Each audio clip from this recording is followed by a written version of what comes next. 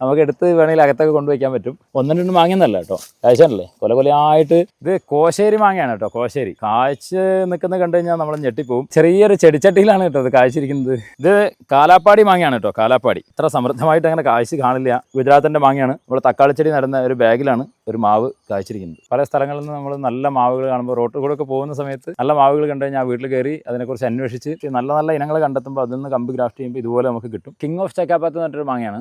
നമ്മളെ കണ്ടെത്തിയിട്ടുള്ളൊരു മാങ്ങയാണ്.